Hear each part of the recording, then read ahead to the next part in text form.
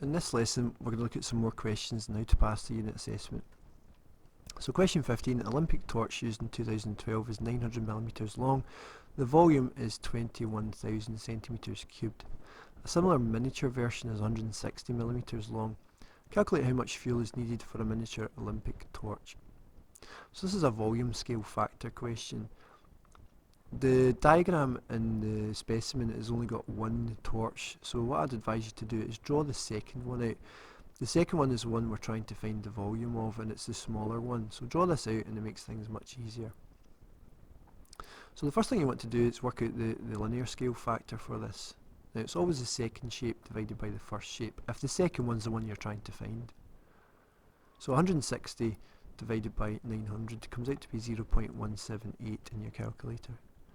Now to work out the volume scale factor, you cube this, because volume, I remember it as volume's got cubic centimetres or cubic metres, so you cube this up and you'll get 0.0056. If it was an area scale factor question, you would square this number and then use that as your multiplier.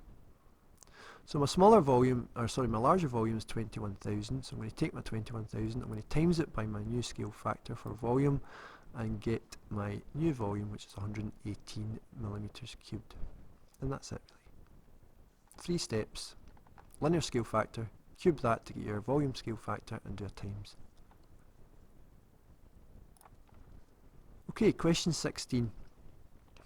Here is a regular 10-sided polygon. Calculate the size of the angle marked with an arc. Now, what we have to understand here is that because this is a regular polygon, all the angles in the middle of these wee bits are exactly the same. So if you divide 360 by 10, each one has got 36 degrees in it. So that there is 36 degrees. Okay, so if that's 36 degrees, I can work out the other two, because the angles in a triangle add up to 180. So if I subtract 36 from 180, I'm going to get the other angles, the two angles at the bottom, these two angles here. Now these two angles here are just the same as, these two angles here at the bottom of the triangle are just the same as that one and that one. So basically that is 144. Right, nearly at the end here. Question 17, sketch the graph of y equals 2 sine x. We need to know what the sine wave looks like, which is starting at 0, going up to here at 1, or in the normal case it goes to 1, down here to 0, down to -1 and back to 0. But because we've got a 2 at the front, it goes up to 2, down to 0, down to -2 and back to 0. So it's just a normal sine wave. Draw it, except put a 2 here and a -2. Right, question 18, write down the period of the graph of the equation y equals sine 3x.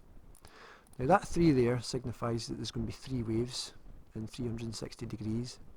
So basically what you have to do is divide the 360 by 3 and you get 120. So one wave is going to finish at 120, which allows 3 to fit into 360. Okay, last question. So solve the equation 4 cos x take away 1 equals 0. So the first thing in a trig equation is to try and get down to cos x equals. So firstly add the 1 to both sides and you'll get that.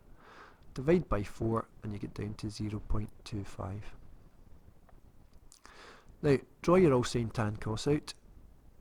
Put your 0, your 90, your 180, 270 and 360. And I'm trying to find out where cos is positive, because this is a positive number here. Now cos is positive in the A because all the graphs are positive there, and it's also positive in the C because that's where the cosine graph is positive, or the cosine wave. Now how do I get these answers here? I work out my acute angle by inverse cosine this here, which comes to 75.5. The first answer in the first quadrant is between 0 and 90, so that's just that, so 75.5. And the second answer here is between 270 and 360, so if you subtract from 360, you get your answer of 284.5.